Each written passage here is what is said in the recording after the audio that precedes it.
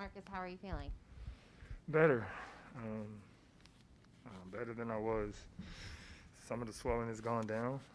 Still dealing with some, so just taking it day by day right now. Is it just the quad that's giving you trouble? I mean, you had a shoulder thing. You got beat up in game one. Yeah, I did get beat up. It's part of the game, but no, it's just the quad, the fluid. Where I got hit was closer to the knee area in the quad, and so a lot of the fluid went to the knee and the restriction of it. So just trying to get the fluid off of there and get the quad back firing the way that it was.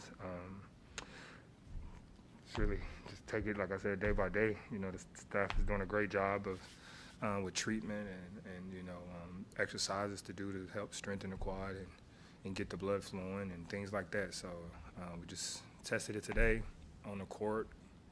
Felt okay.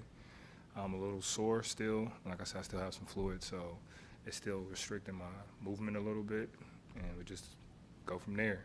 You know, they're doing everything they can, and I'm doing everything on my part and my end to get back on the court. Yeah, how difficult was it to sit out game two? It was very difficult.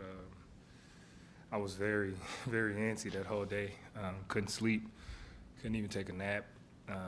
Just wishing I was out there with my guys, and you know, it's really tough. And my guys know, and anybody who knows me understands that, you know, if I'm gonna miss a game, especially a playoff game, something's really got to be wrong with me. So it was really tough from that aspect. But you know, I have to listen to my body and you know, do everything I can to get back out there. But I got to listen to my body in the same formation to that, and allow my body to do what it does to heal. And then what did it mean to you to see the response from your guys?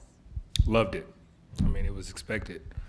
We came out flat the first game, and you know, give all credit to the Bucks. They did what they're supposed to do. And you know, us going on our home court, we couldn't go down 0-2. So, you know, it was expected for us to come out that way. I'm just proud of the way the guys responded, and I'm glad that, you know, everybody had a helping hand in that and stepped up. Hey, Marcus, is this at all related to the quad trouble you had earlier this year? Yes, literally the exact same one in the exact same spot. So it's just re-aggravating the same injury that I've been dealing with. And as we all know, you know, injuries like that, they kind of linger. And you just try to do your best to make sure it doesn't happen as too often. Have you had MRIs taken of the spot and Yeah, all that? yeah. What do they show? Said everything's fine. Everything's working. It's just, you know, at the right amount of time, the stars lined up at the right time, and I got hit in the right spot. So, like I said, it's just continue to do what I've always done when I get hit here, and allow this staff to do their job and the treatment that they're giving me, and staying as positive and pushing myself to get back on the court.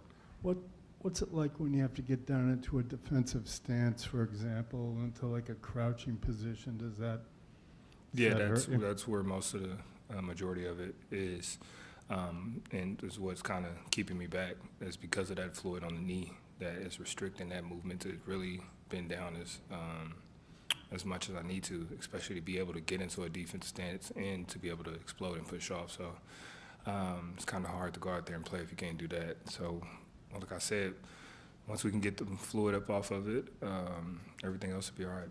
It's not, I mean, is it something that can get worse, or No, you just play through it? Just play through. It's literally just, it's like a Charlie horse in the quad. It's just a, I guess, over-exaggerated one. And because of the spot of where it is, and like I said, the fluid being in the knee area, you know, you want to be very, very conscious of that. So. Marcus, what do you think of the job Al Grant did on Giannis, and you know, what are you seeing when they're guarding him out there, and what kind of things are you yelling out? I know you're a guy who likes to communicate from the sideline if you are on the sideline. They're doing a phenomenal job. Awesome. You know, I'm very excited for those guys.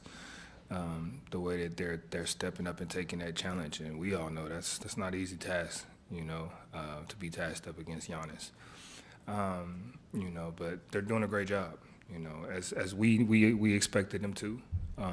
We got confidence in those guys and everybody that's on the floor in that position to step up to the challenge. You know, it's a whole team doing it, everybody's stepping up, but those two in particular we're very proud of, and they're going to continue to have to do that for us, and they're going to take everything that they have on every given night, on the game night, to go out there and sacrifice literally their bodies for the team.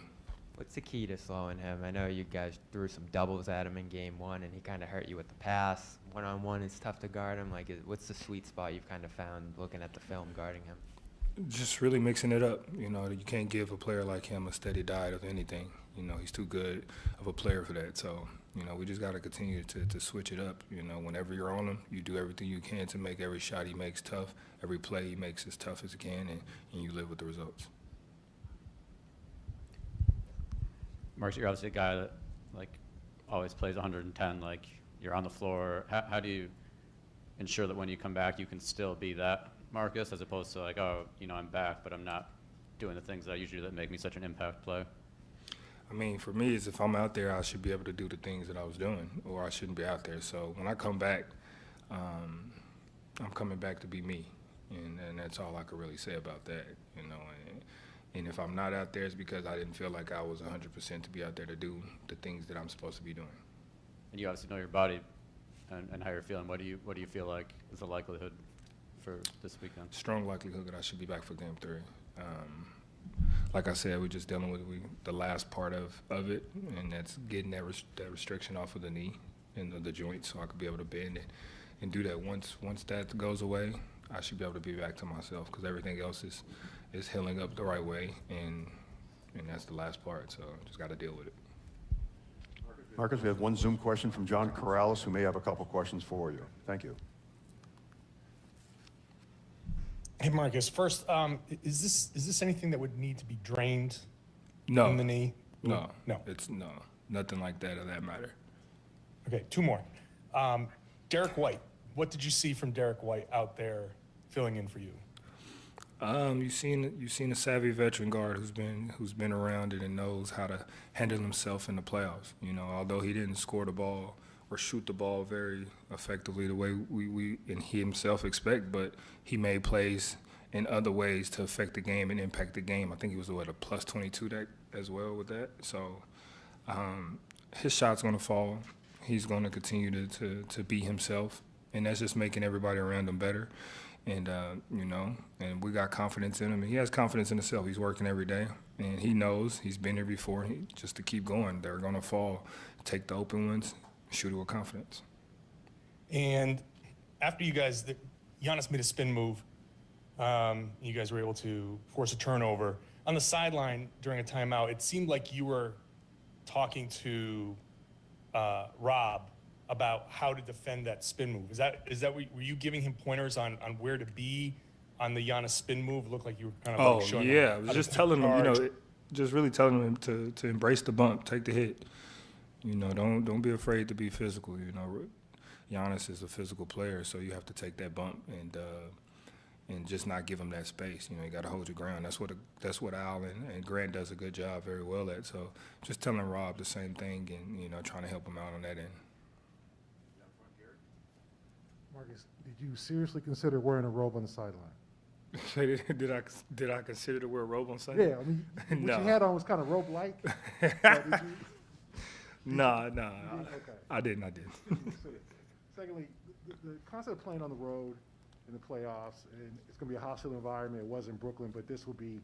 I mean, does that galvanize you guys? Is that something that motivates the best guys to want to quiet the crowd and play in an environment that's against you?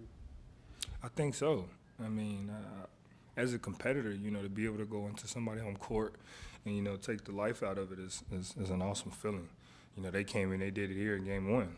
And, you know, it's not going to be easy. We know that. And that's what kind of makes that us versus everybody even more important, because when you go into that hostile environment, it's literally you and those 14 guys, coaching staff, and, you know, the team organization against everybody else, you know. So you got to have that mentality, you know, and you got to go out there and, you know, I look at it as like, you know, when you was a little kid, you know, you running from school, everybody got in fights. You know, a lot of us got jumped before. You know, my mom always told me, you know, if you outnumbered,